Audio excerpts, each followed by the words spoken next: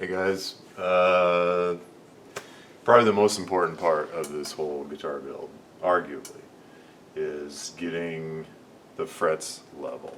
So rarely have I seen any of these kits that are like ready to go out of the box. You're probably going to have to do some work. So I believe you guys are getting a notch straight edge along with your kit. If not, this one is by Neck Check. I'm pretty sure I got this on Amazon. It's aluminum, but it's plenty accurate enough. I use the StewMac one a lot, and that's why it's hanging there. But it's probably triple the price, more than double the price. Fret Guru also makes a good one. I think it's more than this one, but I'm sure the one you are getting is adequate. And you just make sure you're on the right size. We're on the 25.5-inch scale, or the Fender scale. And you'll need your 4mm Allen wrench. It'll be somewhere in your bag of goodies. And you will probably need to tweak the truss rod a little bit. And it really helps to have a light source on the back. It will make your life a lot easier. So any kind of a flashlight or lamp, and you have to get down in there, and it's pretty tough to get it dead flat all the way. So sometimes it's a compromise situation. This one isn't bad. It's got a slight bow or belly, so I think we need to tighten it up just a bit. So as we're looking at the truss rod, we're going to tighten it. So we're going to go this way, clockwise. And that may have been enough right there. Look again. Yeah, it's pretty good. I might go a little bit farther just to see what's going on. Actually, I think this is a two-way truss rod. And that felt like it loosened it all the way off. So that feels very loose. I'm going to just keep going here. Because it's in a position where it's not doing anything. It's just floating in there completely. And you always want to have a little bit of tension on that truss rod. Oh, that's interesting. Went too far. Okay, so that's fine. We'll just have to go back. We'll have to go back through the free play spot. And I'd probably already adjusted this one about as good as it's going to get.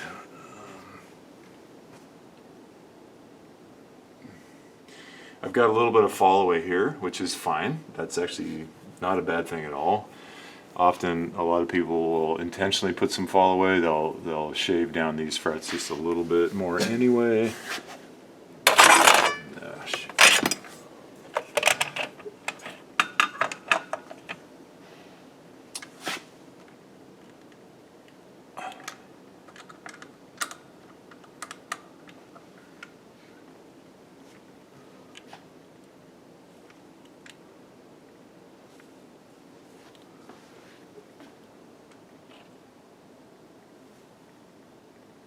Yeah, I can live with that. Okay, so take your time with that and get it. Like I said, it's sometimes a compromise. Now, if for some reason you don't have a notch straight edge and you don't want to spend the money on one, I mean, these aren't that expensive. The StewMac ones are, gosh, they're probably 80 bucks nowadays, but these aluminum ones, I think you can get them sometimes for 25. If you have a 2-foot level, well, that's pretty long. Your bridge is probably going to be in the way, or some other straight edge. Maybe if you have a shorter level, that would work. But I do recommend the notch straight edge. That will help you quite a bit. All right.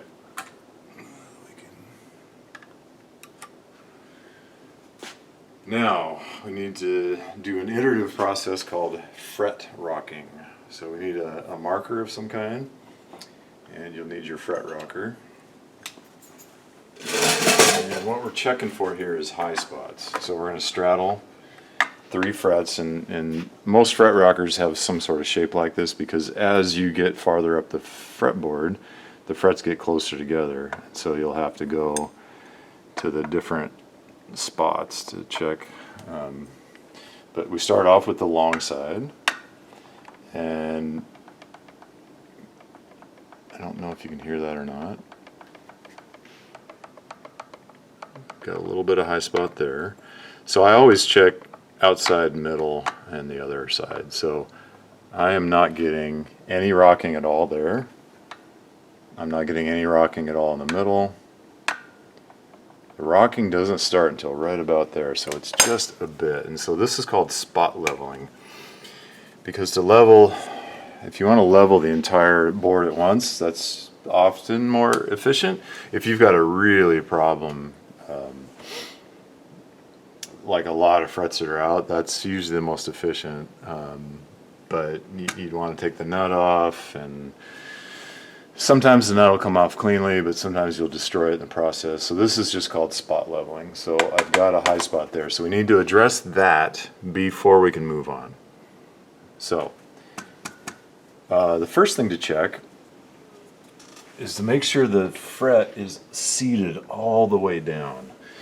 And if you see any kind of a gap at all, you're going to want to tap it with a hammer. So let's talk about that now. So this, now, lots of options here. I'm going to show you quite a few. This is called a neck call, that made by Sandbags. These aren't expensive, but you'd have to order it and pay for shipping and all that. And you'd have to, with it attached to the body, you'd have to put like another piece of wood underneath it. So that's an option. This is a fantastic option. So my granddad was an avid bird hunter and champion trap shooter, and he reloaded his own shotgun shells. So this is a bag of bird shot, and you can get this at sporting goods that cater to hunters. And that is an outstanding call to tap against. It becomes a buck, so you can tap and you won't lose any energy that way. If you don't have access to a bag of lead birdshot, which probably many of you don't, here's another option. This is a sandbag. And so if all of your sandbags are being used in your bunker,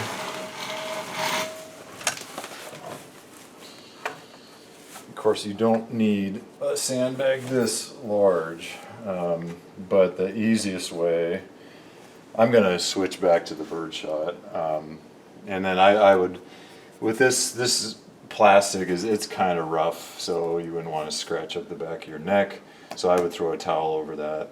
That's also pretty large. If you could get just play sand and put it in a small garbage bag or something, or even like a gallon-sized freezer bag, that would work great. Put some play sand in a gallon-sized Ziploc freezer bag, that would work great. This is, it's a little big, it's a little unwieldy, so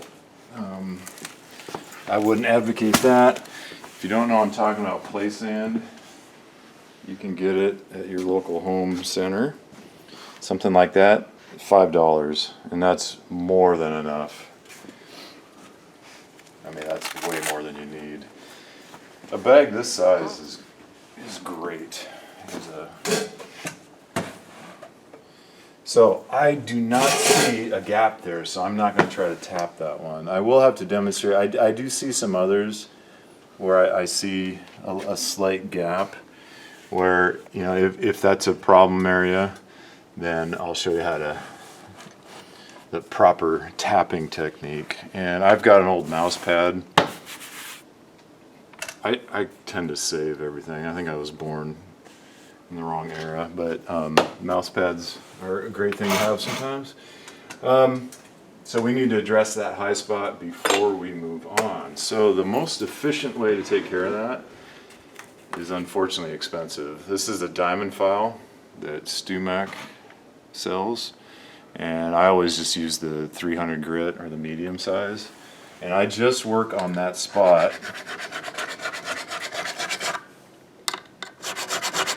that I marked.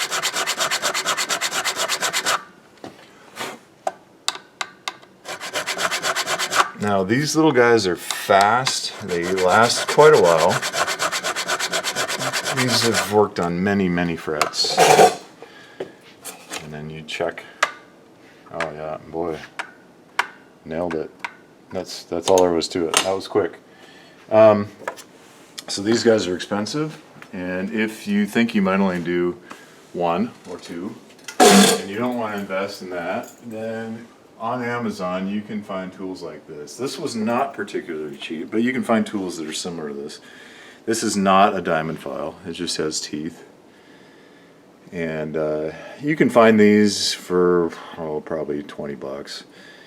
They're not going to last very long, of course. You get what you pay for. This is a decent quality one that I got at Grizzly. This was probably, I don't know, 40 bucks or something.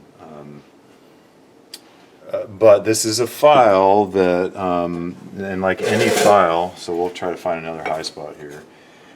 Files always cut on the push stroke. You never pull a file backwards. That's how you run a file. So a diamond file, however, that's just an abrasive. So you can. That's why they work so fast, because you can just go back and forth, and so they're literally twice as fast. So there's that one. Now we need to move down to the next set.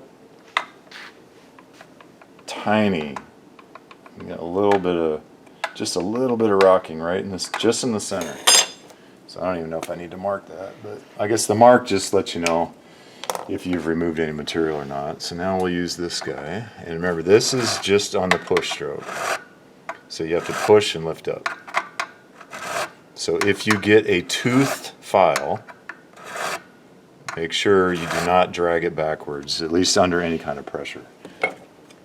That also actually worked pretty fast, although I'm still getting a little bit of rocking there.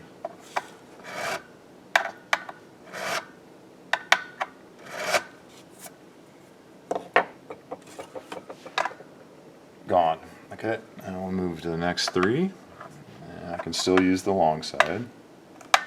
Perfect, no rocking whatsoever. Now I think we're going to start switching to a shorter side.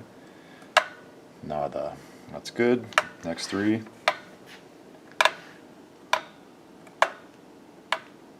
Great.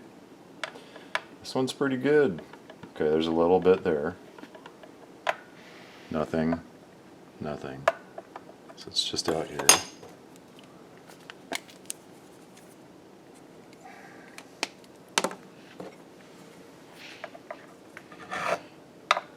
Now, the nice thing about these fret files is that it has the shape. Frets have a crown on them. They're rounded, and you wouldn't want to just use a regular file. I mean, you could, to level out that spot, but then you'd have to reestablish a crown.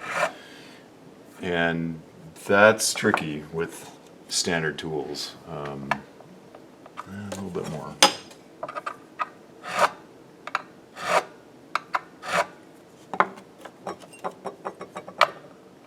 Good. Okay, alright, we have a high, well, not on this side, but from the middle over, it's high. And this is one of the ones I noticed doesn't appear to be seated all the way. So I'm going to move my dead blow bag, or my bag of shot, back, and I'm going to try seating it with a hammer. Now ideally, if you had a brass hammer, this would be the perfect tool for that. But I know a lot of people don't have a brass hammer, so I won't use it. I will use a regular old claw hammer. Now what I see a lot of beginners do is they kind of hit like that and they bounce the hammer. Bounce. You don't want to do that. You want to give the hammer a chance to work. And also this wire, it's called nickel silver, but it's actually mostly copper. I mean, I don't know what percentage, but a pretty high percentage of copper. It's pretty soft stuff, so it's easy to dent it with a hammer.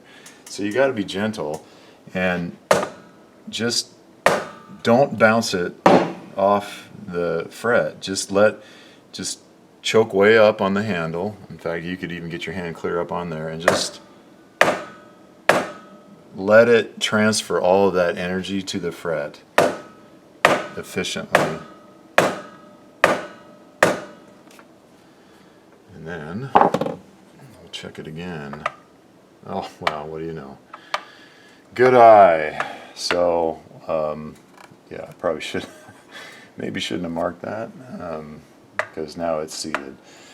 So, you know, and then it's just an iterative process. You're going to go all the way down like that. Just repeat it all the way down. So obviously it's going pretty quick. This one is not that bad. I've seen much worse. Now you could sand that off with some high grit sandpaper. You could wipe it off with, you know, a Q-tip with alcohol, whatever. It would be nice if you guys could polish these, but again, that's stuff you're gonna have to buy. So maybe if you can get your hands on some really fine grit sandpaper. What do I have handy? Not 320.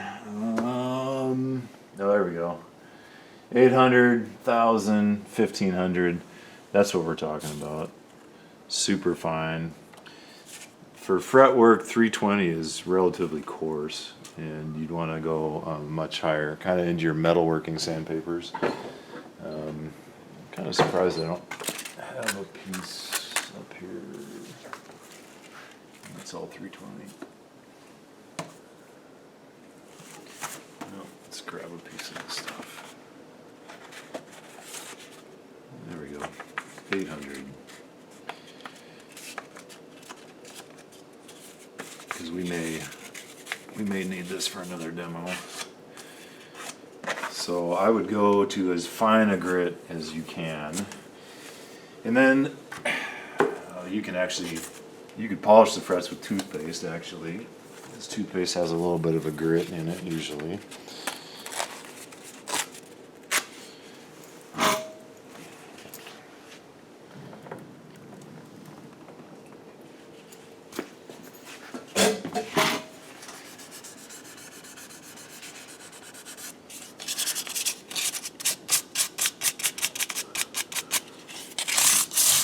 And 800 grit is not going to hurt the fingerboard at all. So you could clean these all up with your 800 grit. And if you can get a hold of 1,000 grit, 1,500, even 2,000 grit, you'll get your frets very nicely polished. And then for cleaning, a rosewood board. I think all of your kits are going to come with rosewood boards. I like, oops, that's goof off. Thought that was lighter fluid is actually naphtha, and naphtha works fantastic for cleaning. So if you can, you know, go to any grocery store and get a little can of, I've got some somewhere. There it is. You can get this stuff at any drugstore, grocery store, whatever. It contains naphtha. So naphtha is the stuff. It's an excellent cleaner. And then to lubricate the board afterwards, I'll show you a product you can get anywhere, just about any hardware store. This stuff, Feed and Wax, is awesome. You could also use boiled linseed oil, works just fine. Most of the specialty guitar oil, fingerboard oils, they're mostly boiled linseed oil anyway. Probably including that stuff. That stuff just has wax in it. Okay, let's talk about some other issues. There's a phenomenon called fret sprout. And so you're going to want to run your fingers along the sides, and you'll feel just a little bit of the tang sticking out.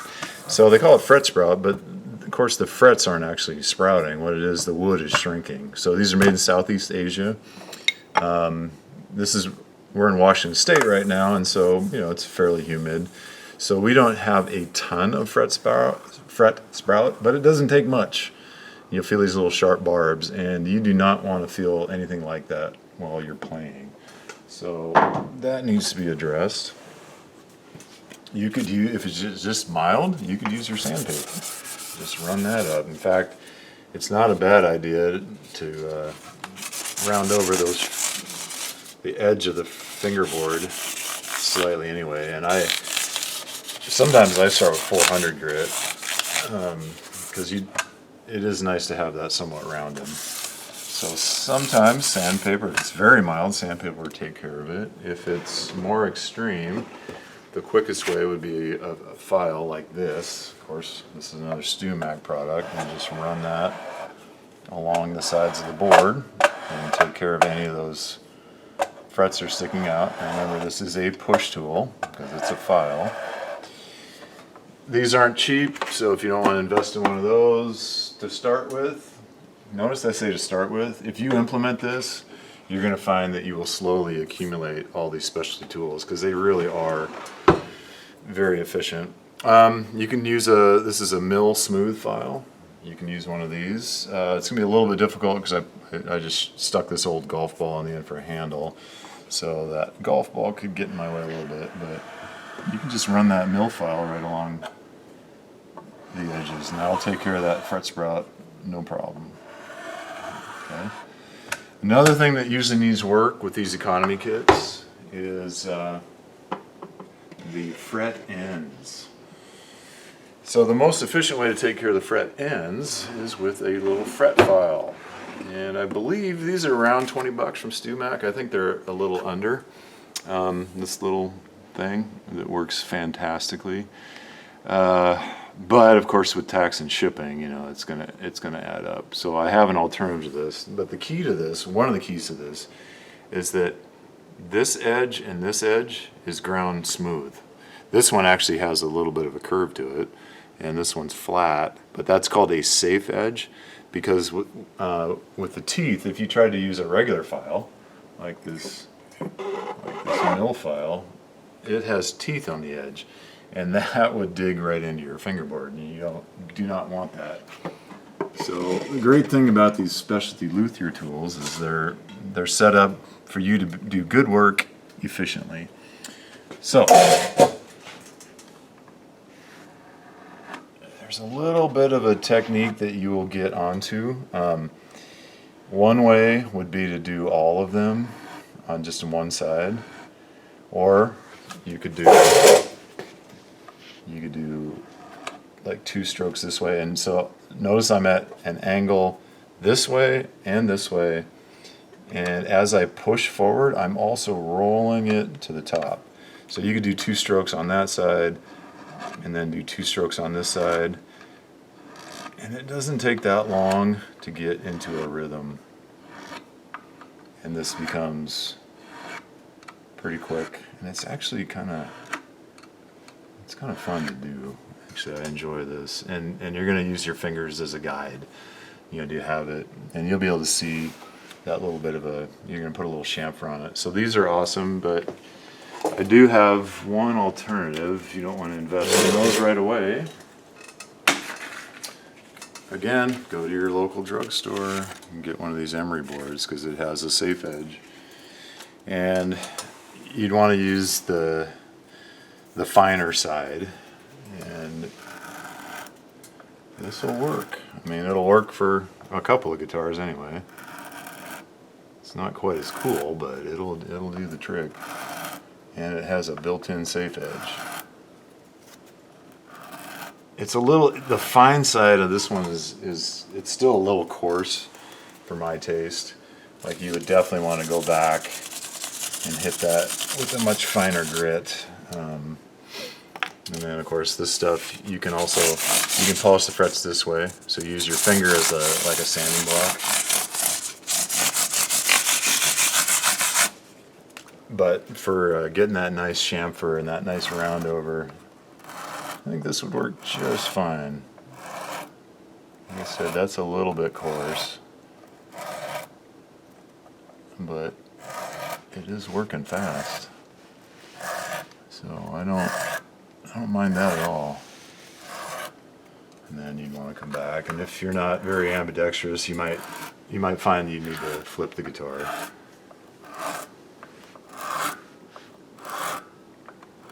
In fact, to do this side, I would actually flip it. I don't like working this way. I would spin the whole guitar around and do the other side. Boy, that's about all there is to it. For polishing, I mean, once you get into this, there are so many tools that make your life more efficient, quicker and easier. You can use a Dremel tool with a little felt wheel and some compound. That'll really polish those up.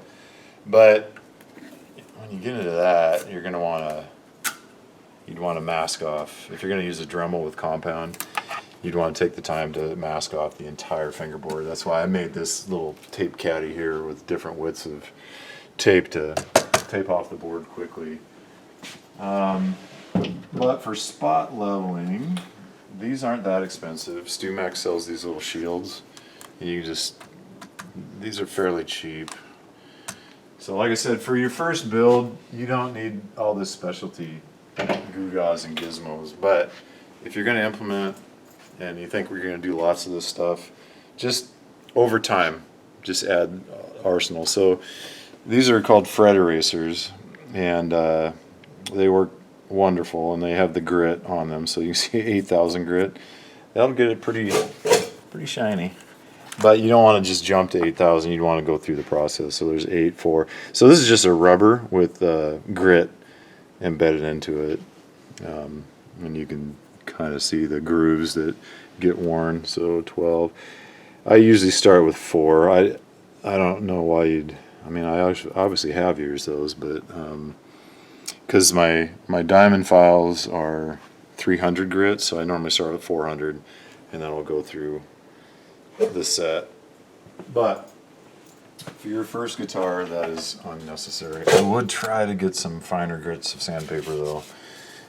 For the woodworking, 320 is as fine as you need for wood. But for metalworking, yeah, you saw what I had there. 800, 1200, 1500. I think somewhere I've got some 2000. And that'll polish that up nicely.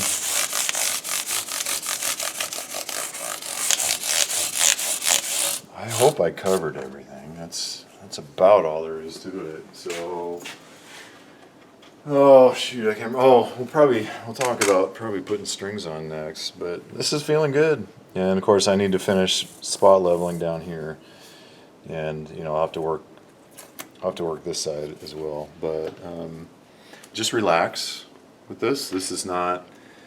It's not that difficult, and you're not going to ruin anything. Just take your time. Oh shoot, there is one more. I knew there was something that was bugging me. So if you have a fret that's not seated and you tap it home, all the way home, so it's all the way seated. So I should show you, because you guys aren't working with fretwire this year. So come over here and let me show you a cross section of what this stuff looks like. So fretwire has a tang that goes down in the slot into the fretboard, and it usually has some barbs in it, so like that, so it grips the wood, and it shouldn't pull out, but sometimes it does.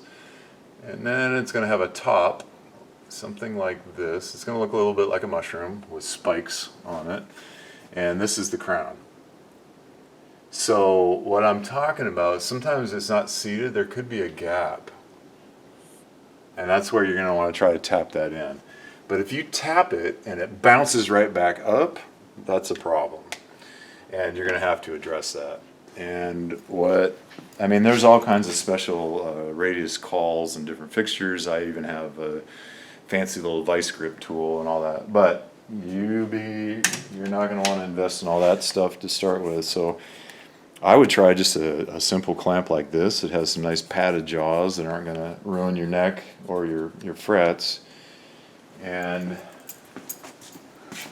what you would do is you try to clamp that springy fret that was giving you problems, and then the trick is going to be, oh, you know what, I forgot. So we're going to have to pretend, because I don't think I have any frets like that. You'd want to take your paste wax as well. And so let's say that this is a problem fret. It's not seated, and the barbs aren't holding it down in the slot. So you'd want to apply some paste wax to both sides of that fret wire. You're going to try to clamp it down with whatever means that you can figure out whatever clamps you can get your hands on. If you have a vise like this, like a woodworking vise that has some like soft jaws in it, that sometimes works great. And the benefit of a vise, of course, is it can hold the whole guitar in there. Because for this, you're gonna want somebody to help you. And then you're going to need, so I hope none of you end up in this situation, but just, you know, it could happen with students, you know, next year or the 2 years, 3 years in the future. You're going to need thin super glue. It has to be thin, and you're going to want one of these whip tips. And then, come over here, Brennan. So, and then you would feed it in right there and let it wick down in alongside the fret, and then you'd want to let that dry for a while. And that often works great. So the trick is going to be clamping it. And yeah, so that's that. I think that's everything now. I think that's the last, hopefully, problem that you'll encounter and how you can try to fix it. Of course, all the specialty tools and fixtures and jigs, and I mean, it just makes your life easier. But there's often other ways around it.